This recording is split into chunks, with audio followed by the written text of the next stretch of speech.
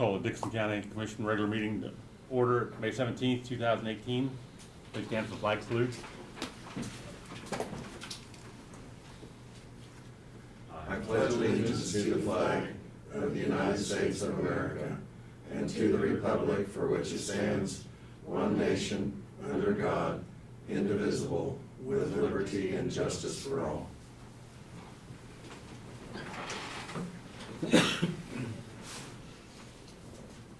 Approval of the agenda with additional items to be added. 1, consider resolution to declare property as surplus. 2, consider bid for concrete drive work at the county yard. 3, consider vehicle replacement. And 4, executive session for attorney-client privilege. So move that. I'll second. Been moved and second. Any other discussion? If not, all those in favor say aye. Aye. Opposed? Motion carried. Consent agenda. Minutes of the May 10th meeting. Payroll of $346,036.62. Abatements of $927.54. Wire payments, credit card, $17,554.34. And wire payments for utilities of $6,299.30. I move we approve the consent agenda. Second. Been moved and seconded. Any other discussion? If not, all those in favor say aye. Aye. Opposed? Motion carried.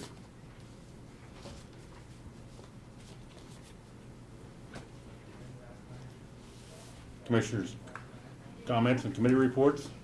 Lynn? Monday, we'll have our board meeting for Central Kansas Mental Health in Salina, and I plan to attend that. Also, they had a business after hours through the Abilene Area Chamber, which we're a part of the chamber, and that was at Astor Bank, and so it was nice to see their facility. They had a good turnout, and then also there was a tourism award meeting out at the Eisenhower Courtyard Library, and I did attend that, where they recognized various groups for their tourism effort. That's all I have. Thank you, Lynn. Laverne? Yes, the last Saturday, the letter carriers poster drive for food was that day, and if you noticed the blue sacks that they had delivered to the people in the county, they, like I say, brought in around 3,000 pounds of food that day to the food pantry, which is a big help, and just want to thank all the people that donated the food and also the helpers that helped that day. I might mention that the federal commodities distribution at the food pantry is going to be this Friday, and those commodities go to not only Abilene but also Harrington and Sullivan. I think pick up their commodities there too. But that would be, like I say, the people that are eligible for that, like I say, that'd be Friday morning. Yesterday, did have my juvenile detention meeting down at Junction City, and one of the programs that we have going down there now, which I think is going to be a huge benefit, is we're not utilizing all of the jail space that we have.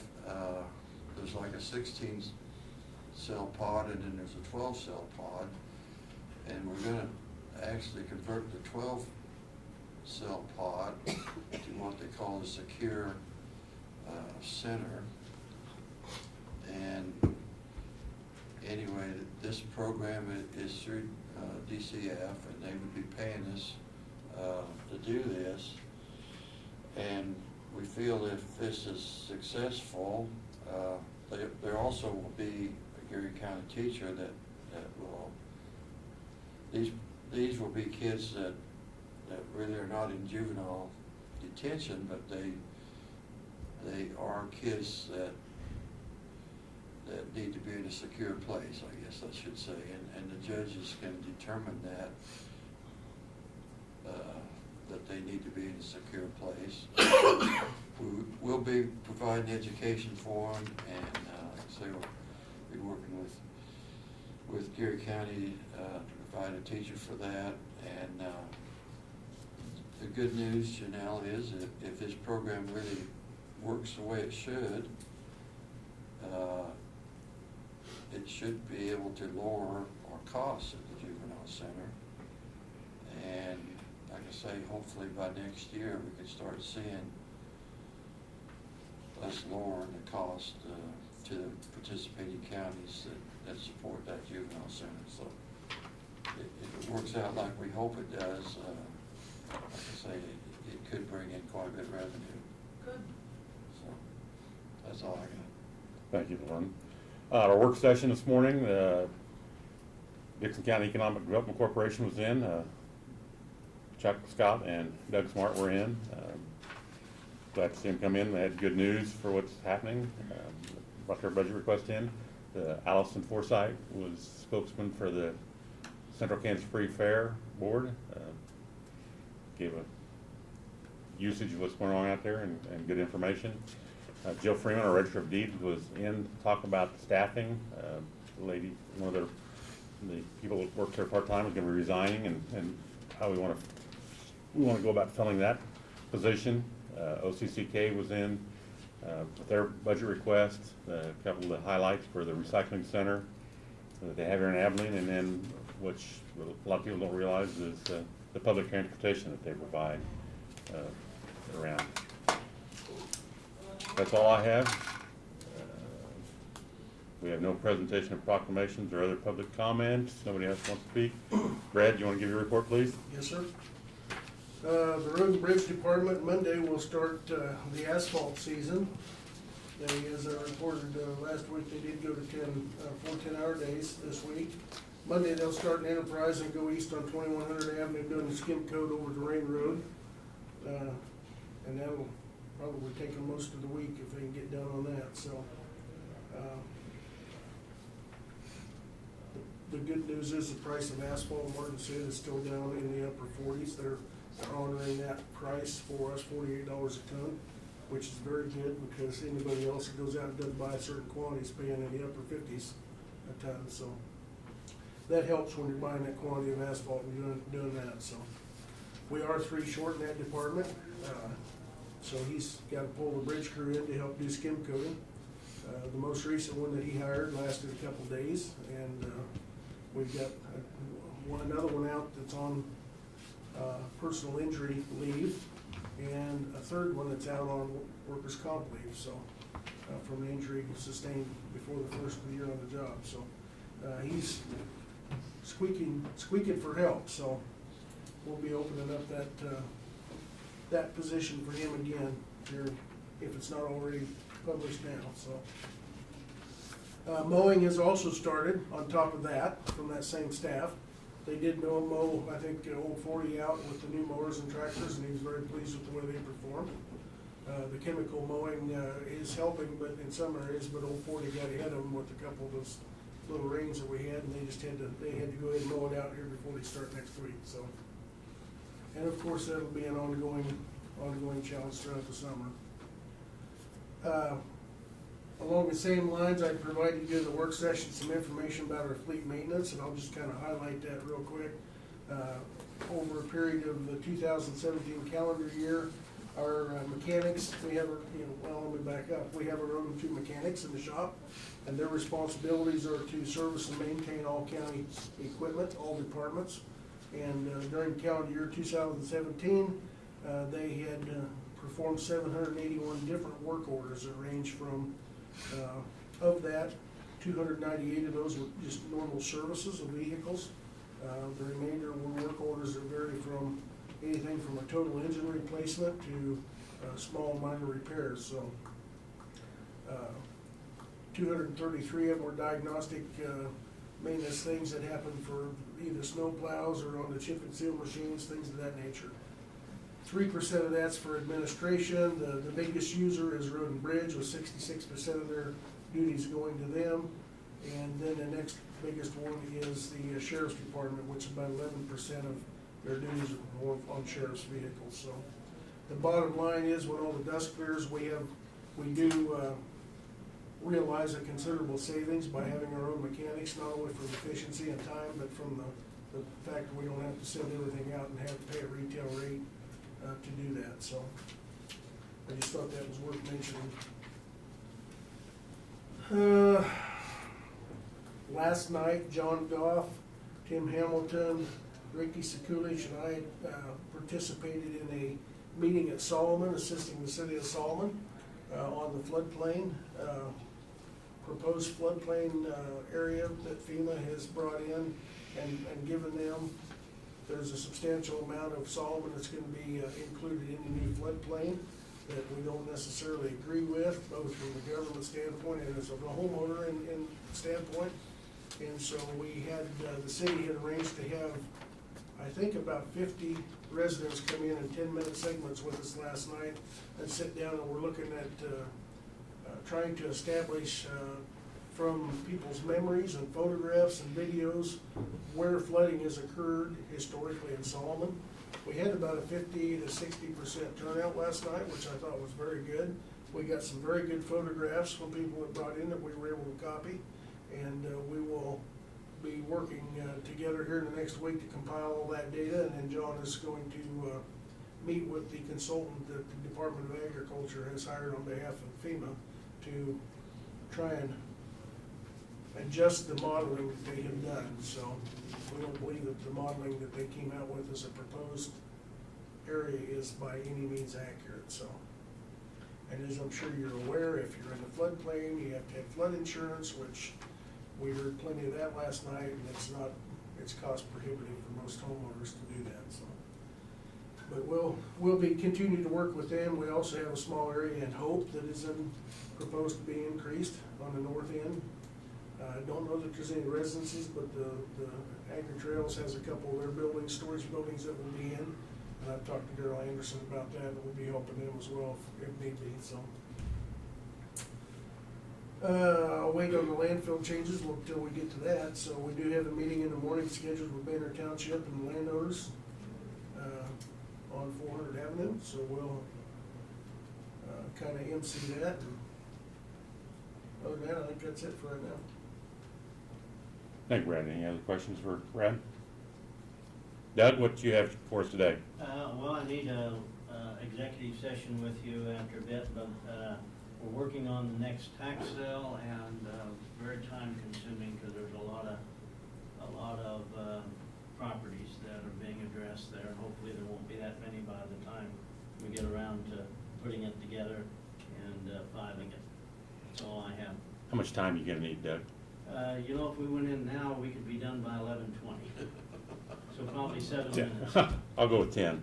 Okay, 10. Thank you, Doug. Notices and communications, have one from the State of Kansas Historical Society. This is from Mayor Shaffett. This is Vine Street Historical District, making 3 and 400 block of North Vine Street, part of that area, and its benefit is listing for certain state funding, financial incentives to improve or maintain your properties. That's all it was for mail.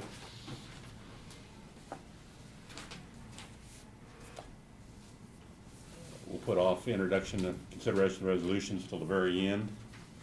Unfinished business, none. Do you want to do the We surplus, could do the one resolution. surplus resolution? Oh, okay.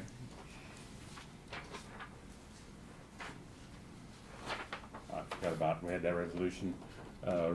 Resolution 05-1718, for surplus property, 2010 Chevy Tahoe and a 2004 Dodge Stratus to be declared surplus property. I'll make that motion. Second, Been moved and second. Any other discussion?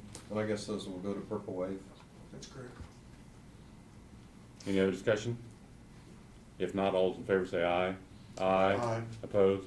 Motion carried.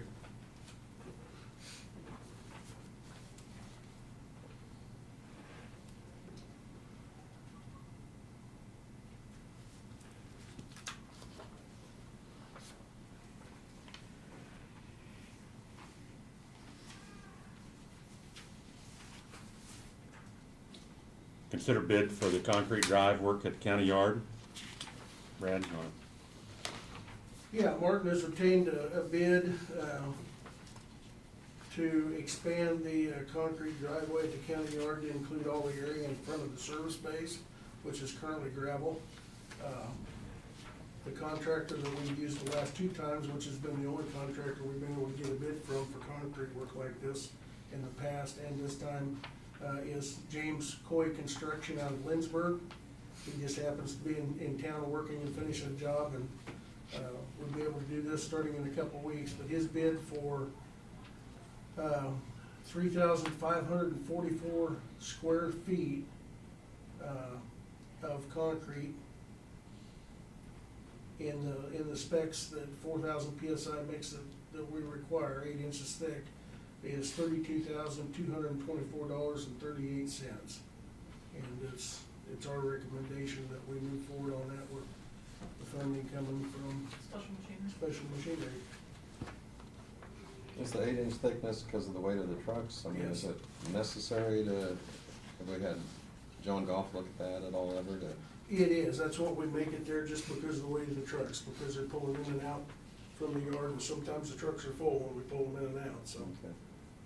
Because much more than driveways, but I. yeah. Absolutely, and that small little sliver there that I told you about is also being cut out and replaced because it has cracked off there, because it was, I don't know, it's because it wasn't thick enough or what, but because of the damage, so Could have been the difference coming from the gravel too, could be the transition, well, you get the ground gets softer. right? I noticed it says that the rebar be furnished by Dixon County, so the cost of that is not included in the That cost? is not in here, we will furnish the rebar, and we might, if my recollection's correct, we have a bunch of rebar on hand down there already left over from a bridge project, so we're utilizing that. I see.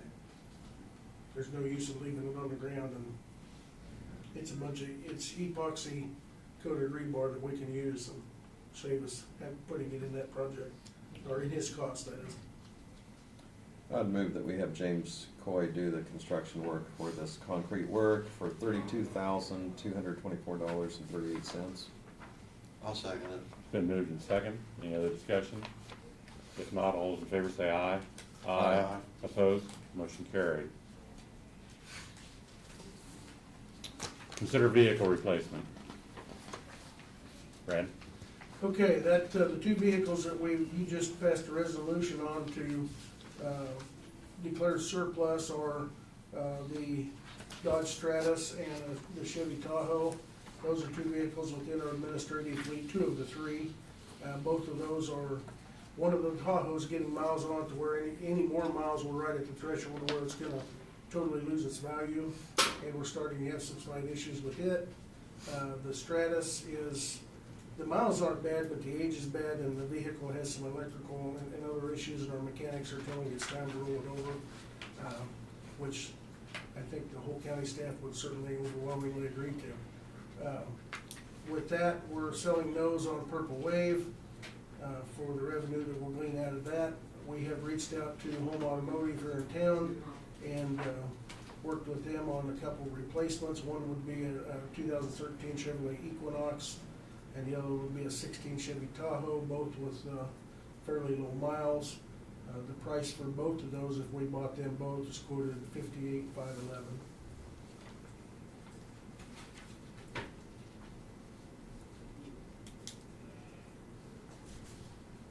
Those were the figures he gave you a little bit ago then? Yes, yeah, that's, if we bought them both with the reduction, they did come off of both vehicles several $100s. And the revenue for that would be taken out of capital improvement funds, so. And then some of that in theory would be replenished by our surplus of vehicles. That's correct. Back If we figure we're gonna get about 17,000, give or take some, for those 2 vehicles on Purple Wave. And that, the net expense would actually be around $40,000, $41,000.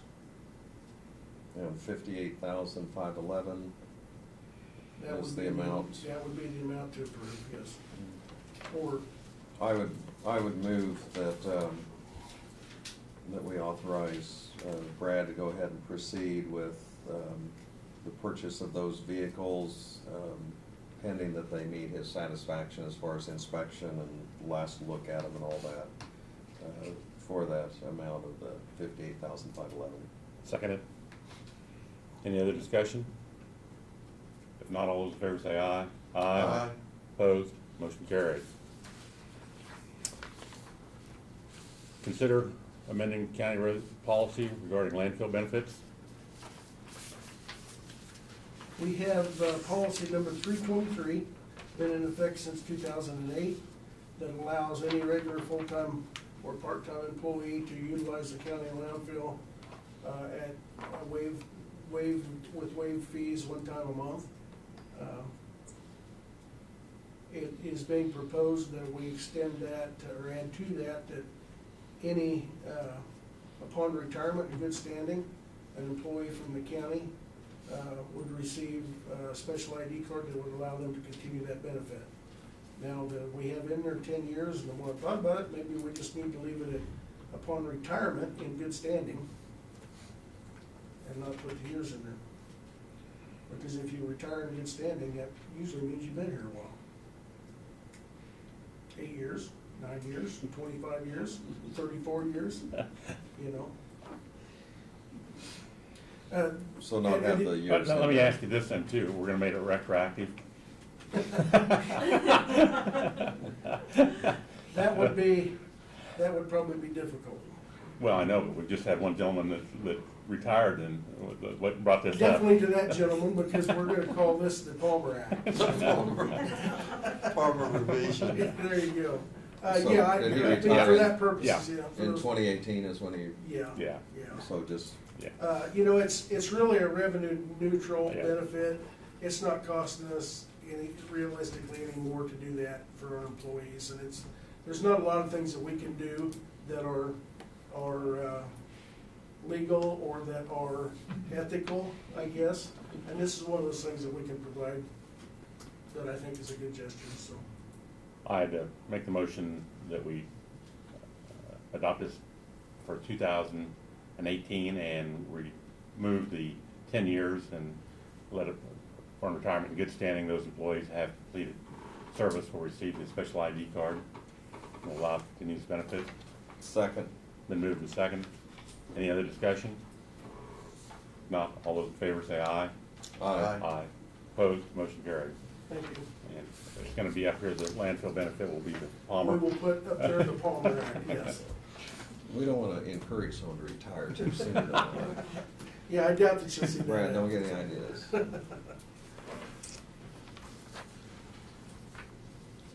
Take a 2-minute break and we'll go into executive session.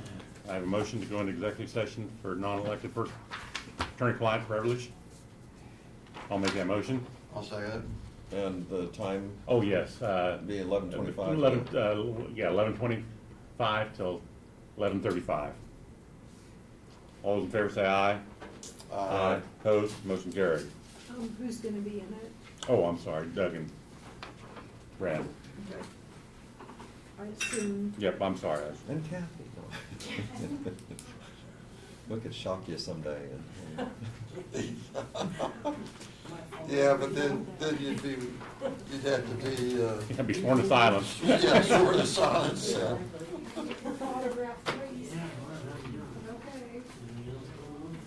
Although technically, I don't think you can, No, that's the intent, but it's. unless they have a reason to be in executive session. Yeah. You can ask them in, but they're not bound to the same. Right. You guys are really the only ones that are bound to that, other than Doug. I mean, I'm not even bound, other than the fact you employ me, so Yeah. they're. Well, and you have no information to gain. Right. They have a reason to be. I think there was some place where someone spoke out though afterwards and said, you know, hey, I've got the right to say this. And it's implied, it's kind of like the ethical thing is that it's confidential, but. Well, Yeah, please. Well, You got half a minute yet. Yeah. Go ahead, close it, Kathy. no, stick around. 20 seconds. 18. You're kind of a stickler. Launch. 15, 14. See ya. Oh no, the door's locked.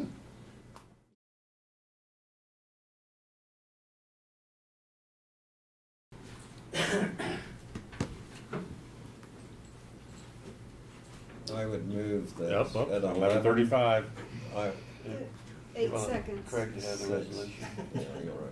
Oh, you can read it as far, or, Well, see?